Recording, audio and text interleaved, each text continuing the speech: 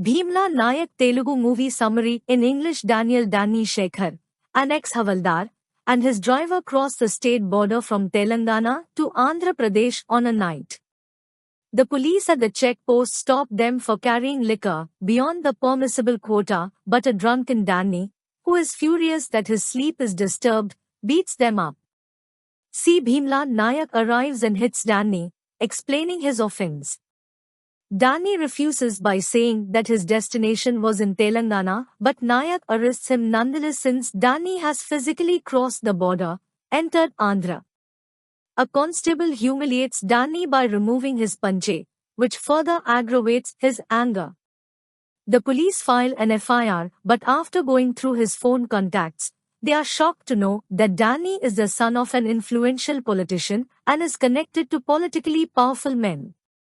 Nayak informs the same to CI Kodanda Ram, who asks him to treat Danny with respect. Nayak tries to reconcile with Danny, but he refuses to budge. Nayak threatens him with a gun and they sit together. Danny then annoys Nayak for a drink. With no option left, Nayak opens a bottle from the seized liquor and serves, which Danny secretly films on his phone. The following day, Danny is taken to court where he is sentenced to 14-day imprisonment.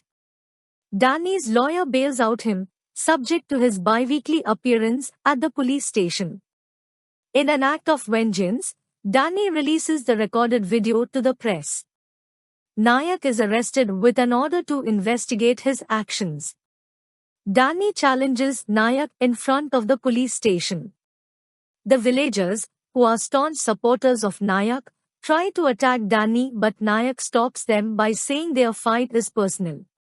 A local toddy shop owner, Nagraju, with a grudge against Nayak, joins hands with Danny. A senior politician arranges a truce between them, where Danny would delay sending the evidence to SP, and his mandatory appearance for 2 weeks would be waived off. However, on the insistence of his father Jeevan Kumar, Danny sends the evidence anyway and Nayak is suspended. The following day, Nayak blows up Nagraju's bar with explosives. Danny meets Nayak en route in a bus and tries to assert his dominance by saying that he made Nayak lose his job.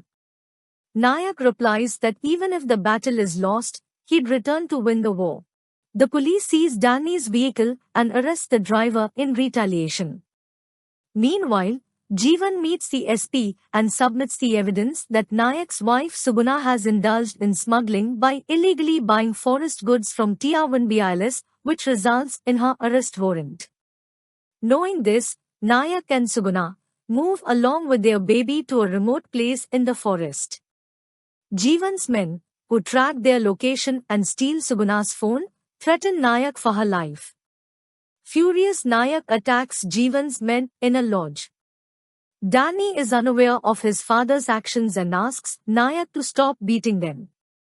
But Nayak blows up Danny's vehicle and they engage in a fight. The police arrive and stop them. Kodanda Ram tells Danny that Nayak is revered by the locals as an equivalent of the village deity Kokira Devra, hence it's not wise to have a tussle with him. Danny learns that 15 years ago, Nayak killed a ruthless contractor who preyed on tribal girls in order to save them and was seen by the people as their protecting savior. Danny asks Jeevan whether they should compromise, but he refuses. On Jeevan's demand, the SP goes to their place and arrests Suguna, angering Nayak. He goes and meets Jeevan at his home and forces him to call Danny at gunpoint. Danny, who has Nayak's baby in custody, asks him to meet at Erathanda, a place outside the police jurisdiction of both the states for a final duel. They fight intensively, and just as Nayak is about to use his signature technique of removing an arm, Danny's wife arrives and pleads for mercy.